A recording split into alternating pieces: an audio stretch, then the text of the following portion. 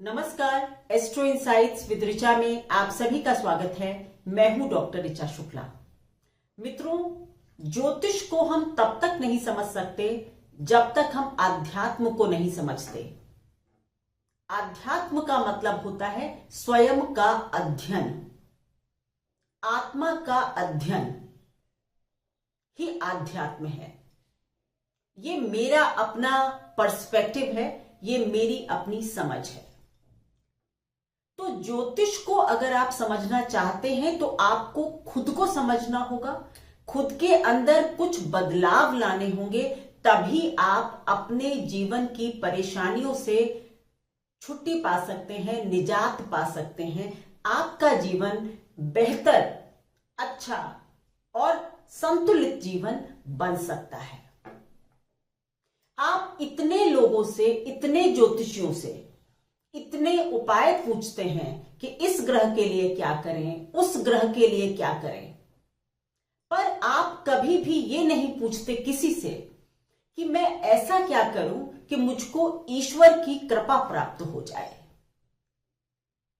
ईश्वर की अगर कृपा आपको प्राप्त हो जाए तो सच मानिए फिर आपको किसी भी उपाय की आवश्यकता ही नहीं रहती। वही बात एक बार पुनः कहूंगी कि जब हमारी जानकारी सुप्रीम कोर्ट से हो या हमारी जो पहचान है सुप्रीम कोर्ट के जज से हो, तब फिर हमको सेशन कोर्ट से क्या लेना देना। इस ब्रह्मांड की जो सर्वोच्च सत्ता है वो ईश्वर की ही है,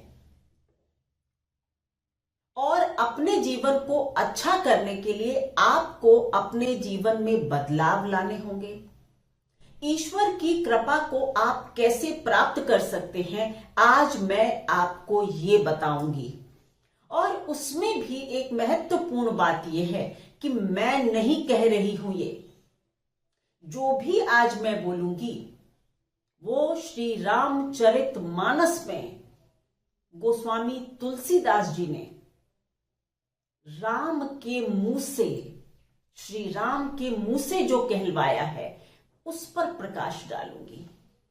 मेरे हिसाब से रामचरित मानस की एक एक चौपाई सिद्ध है, क्योंकि ये तुलसीदास जी अपने गुणों की वजह से नहीं, भगवान की कृपा की वजह से लिख पाए। कहां किसी में इतनी ज्ञान हो सकता है कि वो ईश्वर के गुणों को इस तरह वर्णित कर सके कि 500 साल बाद भी आज हर घर में रामचरितमानस पूजी जाती हो। उस ग्रंथ में कुछ तो बात होगी, उस पर, उसके लेखक पर, श्री तुलसीदास जी पर, गोस्वामी जी पर ईश्वर की कुछ तो कृपा होगी, कुछ नहीं बहुत कृपा होगी। किंवदंतियां तो ये भी कहती हैं कि हनुमान जी के प्रेरणा से, हनुमान जी की गाइडेंस पर वो ये रचना लिख पाए। तो जब भगवान राम शबरी के यहां गए हैं और उन्होंने उनको ये है ना कि वो अपने चख कर बेर खिला रही थी, तो उसने कहा कि मुझे नहीं पता, मैं कुछ नहीं जानती, मैं कोई भक्ति नहीं जानती, पता नहीं मैं तुमको प्रसन्न कर भी पाई या नहीं। तो भगवान राम ने स्वयं नवधा भक्ति यानी 9 प्रकार की भक्ति समझाई है शबरी को, और ये बताया कि मुझे कौन कौन से लोग प्रिय हैं। आप लोग भक्ति के लिए पता नहीं क्या क्या करते हैं। मैं ये पाठ करता हूं, मैं ये व्रत रखता हूं, मैं ये दान करता हूं, भगवान को ये प्रिय ही नहीं। भगवान को क्या प्रिय है आज मैं आपको बताऊंगी। नवधा भक्ति क्या होती है, 9 चीजें, इनमें से अगर आप अपने अंदर 2-4 भी ले आए, भगवान राम तो कहते हैं एक भी जिसके अंदर है वो मुझको प्रिय है। तो ऐसी कौन सी चीजें हैं जो आप अपने अंदर ले आए तो आप भगवान के प्रिय हो जाएंगे। सबसे पहली बात कहते हैं वो कि पहली भक्ति है संत लोगों का संग करना। संत यानी कि अच्छे लोगों का संग करना, सच्चरित्र विद्वान ज्ञानी जनों का संग करना, उनकी बातचीत सुनना भगवान की पहली भक्ति है। अब आप देखिए आपके जीवन को कितना सिंपल आज कर रही हूं मैं। ये 9 चीजें अगर आप अपने अंदर ले आएंगे तो आप ईश्वर के प्रिय हो जाएंगे, फिर परेशानी तो कहीं रहती ही नहीं। सबसे पहली भक्ति भगवान श्री राम कहते हैं कि ये सज्जन पुरुषों का साथ अगर आप करते हैं तो ये मेरी पहली भक्ति है। आप उनके ज्ञान से सीखते हैं, समझते हैं, तो आप मेरे प्रिय हो जाते हैं। दूसरी भक्ति होती है कि मेरी कथा के प्रसंगों में प्रेम हो आपको। मतलब जहां पर भगवान का नाम लिया जा रहा हो, वहां पर आपको एक रस आए, एक प्रेम की अनुभूति हो। मतलब जहां भगवान राम का नाम हो रहा हो, वहां आपको एक अपनेपन की अनुभूति होती है और आप उसको ध्यान से सुनते हैं। ये आप भगवान की दूसरी भक्ति कर रहे हैं। सिर्फ भगवान राम के नाम को ध्यान से सुनना, प्रेम से सुनना दूसरी भक्ति का प्रकार है। तीसरा, गुरु के चरण कमलों में भक्ति। गुरु आज के समय में बहुत कठिन है गुरु धारण करना, क्योंकि गुरु कितना योग्य है आजकल तो इसकी पहचान भी मुश्किल है।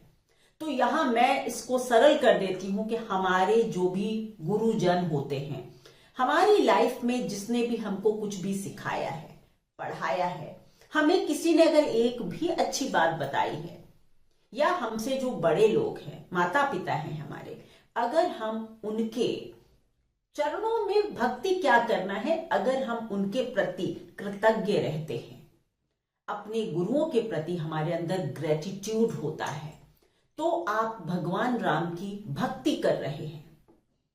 ये भक्ति का तीसरा प्रकार है, यानी ग्रेटिट्यूड होना चाहिए, कृतज्ञ हो आप अपने गुरु के।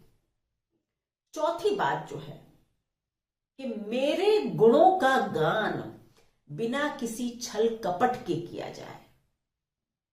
मतलब ये कि चौथी भक्ति ये है कि अगर कोई मेरे नाम का बखान कर रहा है, मतलब कोई कथावाचक है, या अगर आप भगवान का नाम ले रहे हैं, तो फिर उसमें कोई छल कपट ना हो। किसी वजह से, किसी प्रयोजन से भगवान का नाम नहीं लिया जाना चाहिए। हम सब यही गलती करते हैं, बिना प्रयोजन। कहते हैं ना कि दुख में सुमिरन सब करें, सुख में करे न कोई। ये हमारी छल कपट की नीति है कि जब हम परेशान हैं तो मंदिर जाएंगे, पूजा करेंगे, व्रत रखेंगे और उसके बाद पार्टी करेंगे। पार्टी कीजिए। तो मतलब ये कि चौथी प्रकार की जो भक्ति है कि बिना छल कपट के, बिना किसी प्रयोजन के मेरे गुणों का गान, यानी भगवान का नाम लेना चाहिए आपको। अगर आपके जीवन में भगवान की कृपा से कुछ अच्छे काम हुए हैं, जहां आपको लगता है कि केवल कृपा की वजह से ये काम हुआ है, उसको सबके साथ शेयर कीजिए, भगवान की प्रशंसा कीजिए। पांचवी प्रकार की भक्ति कहते हैं कि जो मेरा सबसे प्रसिद्ध मेरी भक्ति है, वेदों में भी वर्णित है, वो है मेरे नाम का जाप, मंत्र जाप। मेरे नाम का मंत्र जाप जो करता है वो मुझे बहुत प्रिय है, अति प्रिय है। यानी कि हमारे यहाँ भारत में जो पहली प्रथा थी ना कि हम किसी को मिलते थे तो राम राम करते थे। आप ये समझिए कि किसी को जब हम मिलकर राम राम करते हैं तो ये आप सच मान लीजिए कि आप दोनों लोग एक अच्छा कर्म कर रहे हैं। क्यों? क्योंकि हर के अंदर भगवान विराजमान है। तो राम राम करना यानी कि मेरे नाम का जाप, उसमें आपका दृढ़ विश्वास होना चाहिए। ये पांचवी भक्ति है कि अगर मैं राम का नाम लेता हूं तो मेरे साथ कुछ बुरा नहीं हो सकता, ये दृढ़ विश्वास आप अगर रखते हैं तो भगवान के आप प्रिय बन जाएंगे। और ये भक्ति का 5वां प्रकार है। छठी भक्ति क्या कहती है? इंद्रिय निग्रह। ये जो हमारी 5 इंद्रियां हैं, खाना मतलब आंख, नाक, कान, इन सब पर हमारा निग्रह होना चाहिए। खान पान पर भी नियंत्रण होना चाहिए, बोलने पर भी नियंत्रण होना चाहिए, देखने सुनने पर भी नियंत्रण होना चाहिए, बोलने पर भी नियंत्रण होना चाहिए। क्या बोल रहे हैं, किसके लिए क्या कह रहे हैं, सोच समझ कर बोलिए। दूसरा इंद्रिय निग्रह का मतलब होता है कि थोड़ा सा आपको अपनी चाहतों पर, इच्छाओं पर काबू होना चाहिए। इसीलिए व्रत वगैरह की प्रथा थी कि आपको अपनी इच्छाओं पर काबू होना ही इंद्रिय निग्रह है। आज ये, कल वो, फिर ऐसा, फिर वैसा, इसका कोई अंत नहीं है। तो इंद्रिय निग्रह हो, आपका अपनी इच्छाओं पर कंट्रोल होना। इच्छा रखना कोई बुरी बात नहीं, लेकिन उस इच्छा पर कंट्रोल आपका होना चाहिए। समझ रहे हैं ना आप मेरी बात को? लोग कह देते तो पर मतलब फिर हम कुछ ना करें, फिर हम कुछ ना सोचें। गलत समझते हैं आप लोग। इच्छा होना अच्छी बात है, लेकिन उस इच्छा पर मेरा नियंत्रण है कि अगर वो पूरी होती है तो भी ठीक, नहीं होती है तो भी ठीक। वो इच्छा मुझको परेशान या विचलित नहीं कर सकती। तो इंद्रिय निग्रह। वैराग्य। वैराग्य बहुत जरूरी चीज है। वैराग्य का मतलब चोला बदलकर संत हो जाना नहीं होता। आप गृहस्थ में, धर्म में होते हुए भी वैरागी हो सकते हैं, वीतरागी हो सकते हैं। मेरा किसी से कोई खास अटैचमेंट नहीं है, मैं वैरागी हूं।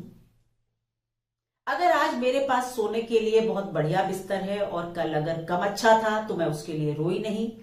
आज ज्यादा अच्छा है तो मैं उसके लिए बहुत खुश नहीं हूं, मैं वैरागी हूं।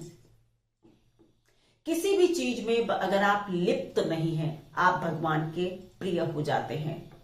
7वीं भक्ति में बहुत ही इंपॉर्टेंट बात है कि सबको सम भाव से देखना। हर व्यक्ति आप जैसा ही है। ये जो बड़े और छोटे का कॉन्सेप्ट है, ये सच मानिए, इससे मैं भी बिल्कुल मतलब सहमत नहीं हूं। सिर्फ अगर आपने अपने कर्मों की वजह से या ईश्वर की कृपा की वजह से समाज में कुछ अच्छा दर्जा प्राप्त कर लिया या कुछ ज्यादा धन कमा लिया, आप दूसरे इंसान से फर्क नहीं हो गए, क्योंकि उसके अंदर भी वही ऊर्जा है जो आपके अंदर है, मत भूलिए। तो भगवान राम कहते हैं कि सबको एक जैसा माने और सब में मुझको देखें, वो मुझको प्रिय होते हैं। हर व्यक्ति के अंदर मुझको देखेगा जो, वो मुझको प्रिय होगा। 8वीं भक्ति है संतोष, कंटेंटमेंट। यथाशक्ति, क्या कहते हैं भगवान? यथाशक्ति परिश्रम के बाद जो मिलता है उस पर संतोष। बड़ी बात कहते हैं। रोटी बच्चे नहीं घर में पा रहे हैं और आप आराम से बैठे हैं कि भाई सब लोग संतोष रखो, भूखे रहो। गलत। भगवान राम कह रहे हैं यथाशक्ति परिश्रम के बाद जो कुछ भी पाते हैं उसमें संतोष। फिर अगर हमको नमक रोटी मिल रही है या उस पर थोड़ा बटर मिल रहा है, ये आपको संतोष होना चाहिए, पर कर्म होना चाहिए। यथाशक्ति परिश्रम होना चाहिए, उसके बाद आपको संतोष होना चाहिए और उसी में आपको आनंद आना चाहिए। जो ऐसा करता है वो भी ईश्वर का प्रिय होता है। 9वीं और आखिरी जो भक्ति का प्रकार है वो है सरलता, सिंप्लिसिटी। जिसके अंदर भी सरलता होगी। सरलता का मतलब होता है कि जो कभी भी किसी के लिए, कहते हैं ना, स्वप्न में भी बुरा न सोचे। हर्ष में, विषाद में, दुख में सुख में एक जैसा रहे, वो सरल व्यक्ति होता है। हम यहां नहीं बैठ सकते, हम ऐसे नहीं बैठ सकते, हम ऑटो में नहीं चल सकते, हमें एसी के बिना बहुत परेशानी होती है, कुछ भी, तो आप सरल नहीं। सरलता का मतलब है कि जैसी परिस्थिति वैसे बन जाए, पानी की तरह हो जाए, जहां रास्ता मिले वहां से निकल जाएं, और कभी किसी की स्वप्न में भी बुराई न करें। तब आप ईश्वर के प्रिय हो जाते हैं। देखिए, ये इतनी सिंपल बातें भगवान ने बताई हैं। कोई मंत्र जाप नहीं, कोई पूजा नहीं, कोई दान नहीं, कुछ नहीं। जब आप सबको भगवान राम सबके अंदर है ऐसा सोचेंगे, तो आप किसी को भी अपनी कोई भी चीज देने में आपको बुरा नहीं लगेगा। सोच को बदलने की बात है। एक कहते हैं ना कि ये परसेप्शन चेंज करने की बात है, जीवन बदलने लगता है। भगवान के आप प्रिय हो जाते हैं। भगवान राम कहते हैं कि इनमें से अगर एक भी गुण आपके अंदर है तो आप मेरे प्रिय हैं। अगर आप ये 9 की 9 बातें अपने अंदर उतार लेंगे, तो ये मैं नहीं, गोस्वामी तुलसीदास कहते हैं, भगवान के मुख से कहलवा रहे हैं कि आप उनके प्रिय हो जाएंगे। धन्यवाद। अगर आप अपना जीवन बदलना चाहते हैं तो सरलतम रास्तों पर चलिए। भगवान से जुड़ना है तो सरल हो जाइए। धन्यवाद।